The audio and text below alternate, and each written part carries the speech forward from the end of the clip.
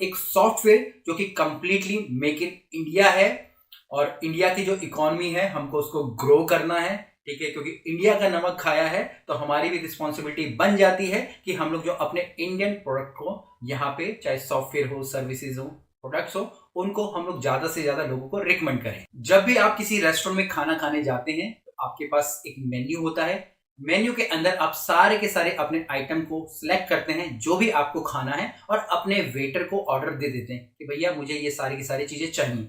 उसके बाद जो वेटर है आपका खाना सर्व कर देता है, आप खाना खा लेते हो और उसके बाद आपको एक बिल आता है। बिल कुछ इस प्रकार से होता है, मैं यहाँ साइड में ये लगा दूंगा इस बिल की कॉपी भी।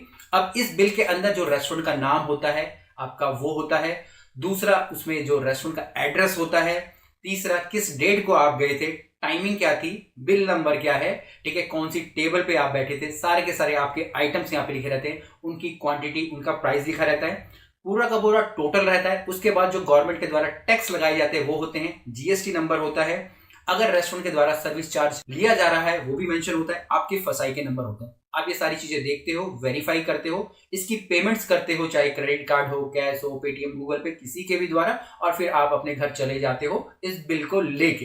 ये एक प्रॉपर सिस्टम होता है। जब भी कोई एक फूड बिजनेस, चाहे रेस्टोरेंट हो, क्लाउड किचन हो, टेक अवे हो, टी शॉप हो, या फिर कोई कैटरिंग कंपनी हो, कुछ भी आप बोल सकते हैं, जब भी एक कस्टमर को बिल देती है तो ये विश्वास जगाती है कि भैया आप जहां से भी आप खाना ले रहे हो, चाहे ऑनलाइन है, ऑफलाइन है, वो जगह अच्छी है, क्योंकि वहां पे प्रॉपर आपका फसाई नंबर रहता है, आपके जीएसटी नंबर रहते हैं। और एक प्रकार से आप बोल सकते हो कि कस्टमर के मन में भी विश्वास जागता है कि वो आपके पास आए और खाना खाएं। पर अधिकतर रेस्टोरेंट में यहाँ पे जो ये बिलिंग सॉफ्टवेयर होता है वो यूज नहीं किया जाता है। रीजन क्या होता है? जो बिलिंग सॉफ्टवेयर होता है बहुत महंगा होता है। अगर मैं एवरेज प्राइस की भी बात करूं तो 20,000, आप बोल सकते हैं 20,000 प्लस आपको ईयरली पे करना पड़ता है, जो कि किसी भी एक स्टार्टअप के लिए, इवन कोई अगर स्टार्टअप नहीं है, ऑलरेडी रन कर रहा है, जिसके की 5 से 10,000 पर डे की सेल है, उसके लिए भी मैनेज करना मुश्किल हो जाता है, क्योंकि 20,000 एक बहुत ही ज्यादा कॉस्ट होती है। बट वहीं अगर आप किसी को बिल देते हैं तो ये बहुत ही अच्छा माना जाता है।